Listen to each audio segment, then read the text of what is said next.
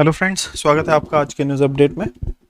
News update start करने से पहले डिस्क्लेमर, हम आपको कोई भी फाइनेंशियल एडवाइस नहीं दे रहे हैं। क्रिप्टो में इन्वेस्टमेंट आपको अपनी एनालिसिस के बाद ही करनी है, क्योंकि प्रॉफिट और लॉस आपका अपना होगा और ये मार्केट काफ़ी रिस्की है, तो इसको अच्छे से समझिए, उसके बाद ही इन्वेस्टमेंट करिए। तो चलिए चलते हैं न्यूज़ अपडेट की तरफ।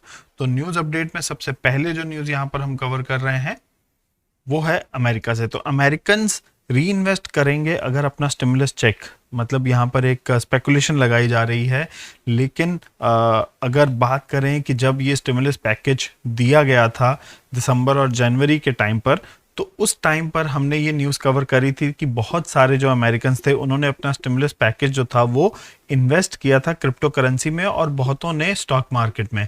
तो अब आज की डेट में ये अगर उस इन्वेस्टमेंट का एनालिसिस किया जाए तो उसमें अगर न्यूज़ की बात करी जाए तो न्यूज़ यहाँ पर ये बन रही है कि वो स्टिमुलस चेक जो $3200 के मिले थे और जिन्होंने भी वो इन्वेस्ट किए थे, आज उनके वो बिटकॉइन की वैल्यू जो है वो 4.5 के हो चुकी है, मतलब 4500 हो चुकी है। तो करीब करीब $1300 जो हैं वो कमा चुके हैं, जो कि काफ़ी बढ़िया जो रिटर्न है, जो प्रॉफिट है उनका, वो उनको मिल रहा है एट प्रेजेंट।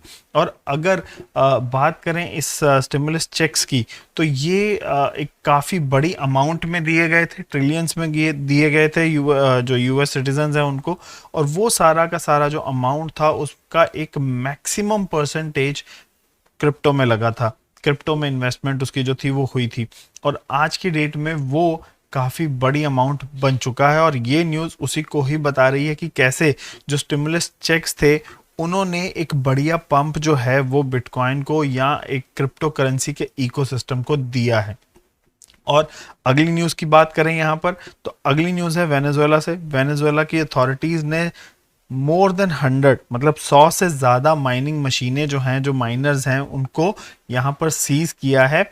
एक रेजिडेंशियल एरिया से, एक अपनी जो सेंट्रल स्टेट है उनकी, उसकी रेजिडेंशियल एरिया से उन्होंने ये सारी माइनिंग मशीन्स जो हैं वो यहाँ पर सीज करी हैं, क्योंकि वो इलीगली अपनी बिटकॉइन की जो माइनिंग है वो कर रही थी।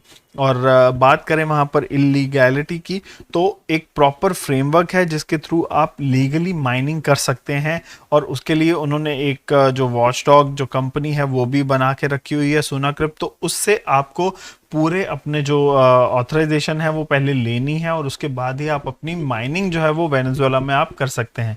लेकिन ये जो यहाँ पर उन्होंने माइनिंग रिग्स जो बंद करी हैं, जो मशीन्स बंद करी हैं, उन्होंने ये परमिशन नहीं ले रखी थी और वो रेजिडेंशियल एरिया में अपनी माइनिंग जो है वो कर रहे थे। अगली न्यूज़ की बात करें तो साउथ अफ्रीका के जो फाइनेंस मिनिस्टर हैं उन्होंने पेंशन फंड्स को क्रिप्टो में इन्वेस्ट करने से रोकने के लिए अपना एक जो ये कह लें कि अपना एक प्लान, अपनी एक पॉलिसी जो है उसको अप्रूवल के लिए रखा है। और उसी के लिए उन्होंने लोगों से भी यहाँ पर अपनी ओपिनियन जो है वो देने के लिए कहा है और लोगों को भी बोला है कि आप अपनी ओपिनियन दें। और वो उसके लिए उन्होंने जो डेट डिफाइन करी है वो है नवंबर 12। अब आपको एक थोड़ा सा रिकैप बता दूं, तो इससे पहले साउथ अफ्रीका में जितने भी पेंशन फंड्स हैं उनको अलाउड था कि वो क्रिप्टो में अपना इन्वेस्टमेंट का एक पार्ट जो है वो लगा सकते हैं। तो 2.5% के अपने एसेट जो हैं वो क्रिप्टो में लगा सकते थे, ये उनको परमिसिबल था। इसकी उन्हें परमिशन थी कि वो ग्रे एरियाज के जितने भी इन्वेस्टमेंट के तरीके हैं उनमें 2.5% लगा सकते हैं। लेकिन अब आज की डेट में ये जो फाइनेंस मिनिस्टर है उन्होंने एक नया अपनी तरफ से एक रूल जो है वो, जो प्रपोजल है वो दिया और उस प्रपोजल के ऊपर अभी एट प्रेजेंट डिसीजन आना बाकी है। तो उसमें उन्होंने कहा है कि ये जो 2.5% भी है वो भी नहीं लगा पाएगा कोई भी पेंशन फंड जो है वो क्रिप्टो करेंसीज के ऊपर भी।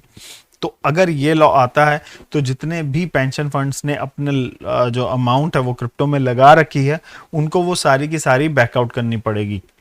और इसी के साथ साथ वो इस बिल में, या ये कहें कि इस प्रपोजल में, उन्होंने ये भी रखा है कि एक बढ़िया सा रेगुलेटरी फ्रेमवर्क जो है वो उनको बनाना है, जिसके अंतर्गत वो ये कह सकें कि भाई क्रिप्टो के आप ऊपर कैसे अपनी इन्वेस्टमेंट कर सकते हैं और कैसे नहीं कर सकते हैं। पूरा एक अच्छा खासा रेगुलेटरी फ्रेमवर्क जो है उसको बनाने की भी बात करी है उन्होंने अपने इस प्रपोज्ड बिल में।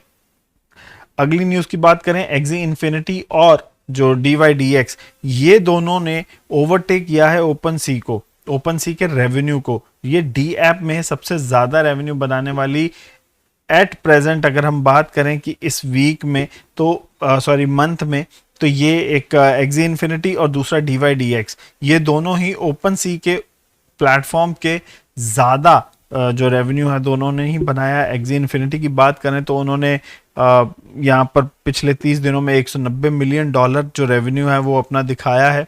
और वहीं अगर DYDX की बात करी जाए तो उनका 66.9 मिलियन डॉलर, $66.9 मिलियन का जो इनकम है वो उन्होंने यहाँ पर दिखाई है, जो दोनों ही ज़्यादा हैं ओपन सी के प्लेटफॉर्म के ऊपर। अगर ओपन सी का प्लेटफॉर्म की बात करें तो ये NFT कलेक्शंस का प्लेटफॉर्म है, जहाँ पर NFTs जो हैं वो सेल और परचेज के लिए लिस्टेड होती हैं।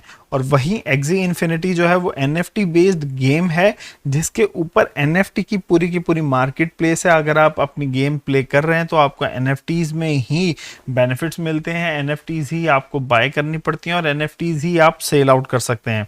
तो प्लेटफॉर्म्स अगर बात करें तो दोनों ही यहाँ पर NFT के बेस्ड हैं, लेकिन एक्सी इन्फिनिटी एक अलग से गेम है। और अगर हम बात करें DYDX की तो ये भी एक अलग से NFT बेस्ड ही प्लेटफॉर्म है यहाँ पर। तो इन दोनों में एक्चुअली यहाँ पर जो गेन है वो देखने को मिला था जब फेसबुक ने अपनी न्यूज़ यहाँ पर शेयर करी थी कि अब उनका जो नाम है उन्होंने चेंज करके मेटा कर दिया है, और ये न्यूज़ हमने आपसे कवर भी करी थी। तो इस जो न्यूज़ और ये अगर हम बात करें कि इन दोनों का जो ओवरऑल रेवेन्यू है अलग अलग भी वो ओपन सी से अब एट प्रेजेंट ज़्यादा हो चुका है, तो ये काफ़ी ज़्यादा बढ़िया गेन कर रहे हैं दोनों। तो एक्सी इन्फिनिटी और DYDX आप दोनों में ही अपनी इन्वेस्टमेंट को लॉन्ग टर्म के लिए रखकर प्रॉफिट जो है वो बुक कर सकते हैं। अब अगली जो न्यूज़ हम आपसे कवर कर रहे हैं वो है टॉप 5 कॉइन इस हफ्ते के। सबसे पहले यहाँ पर बिटकॉइन। तो बिटकॉइन आप सबको पता है कि इसमें अभी भी पोटेंशियल काफ़ी ज़्यादा भरा हुआ है। अगर बात करें इसके बढ़ने की तो उसका एक रीज़न यहाँ पर ये भी है कि जितनी भी एक्सचेंजेस हैं उनके ऊपर BTC का जो स्टॉक पाइल है वो कम होता जा रहा है यहाँ पर। तो अगर वो कम होता जा रहा है और डिमांड बढ़ती जा रही है, दैट मीन्स कि प्राइस ऊपर जाने का ही पैटर्न बनता है। और उसी के साथ साथ अगर बात करें हम इसके होल्डर्स की, तो बिटकॉइन को होल्ड करने वाले जो लोग हैं, जो अकाउंट्स हैं, वो डे बाय डे बढ़ रहे हैं। तो जिससे बिटकॉइन में जो एक सप्लाई शॉक है वो भी देखने को मिल रहा है, जिसकी वजह से यहाँ पर बिटकॉइन का प्राइस और ज़्यादा अप जा सकता है। दूसरा है इथेरियम। तो इथेरियम का जो हार्ड फॉर्क अभी हमने आपसे डिटेल में कवर किया था, उसमें एट प्रेजेंट काफ़ी बढ़िया से यहाँ पर वो ट्रांजिशन हुई है और उसकी वजह से इथेरियम में भी एक प्राइस गेन देखने को मिल रहा है। और आने वाले वीक में यहाँ पर हमें वो प्राइस गेन जो है वो कंटिन्यूस देखने को मिलेगा ही।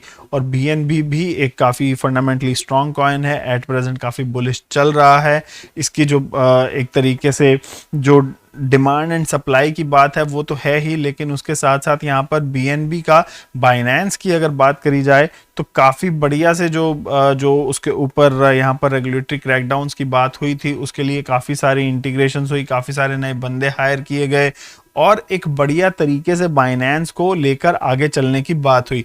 उसी वजह से बाइनेंस जो है वो एट प्रेजेंट जो BNB टोकन है उसका वो बुलिश बिहेवियर पे चल रहा है। अगला कॉइन है मैटिक। तो मैटिक भी बहुत सारी इंटीग्रेशंस उसने करी, बहुत सारे जो पार्टनरशिप्स हैं वो उसने करी, लेकिन तब वो शांति से बैठा रहा। लेकिन एट प्रेजेंट जब मार्केट में एक बूम है, मार्केट में एक बुल्स जो एनवायरनमेंट बना हुआ है, उसके चलते मैटिक भी बहुत बढ़िया गेन कर रहा है और आने वाले वीक में भी एक बढ़िया सा गेन उसमें देखने को मिल सकता है। और लास्ट है FTM। तो फैंटम का भी वही है। फैंटम अगर हम बात करें तो अदर चैनल जो है वहाँ पर भी आपसे ये शेयर किया गया कॉइन की ये भी एक बहुत बढ़िया कॉइन है। तो उसी के साथ साथ यहाँ पर इस वीक के लिए फैंटम भी एक बढ़िया कॉइन जो है वो बनकर उभर रहा है। तो फ्रेंड्स, ये थी हमारी आज की न्यूज़ अपडेट। आपको कैसी लगी ज़रूर बताइएगा और उसी के साथ साथ हमारे चैनल को भी सब्सक्राइब करें और बेल नोटिफिकेशन का जो आइकन है उसको भी प्रेस करें ताकि आपको वीडियो के नोटिफिकेशन टाइमली मिलते रहें। तो मिलेंगे अब आपसे अगले न्यूज़ अपडेट में, तब तक के लिए थैंक यू वेरी मच।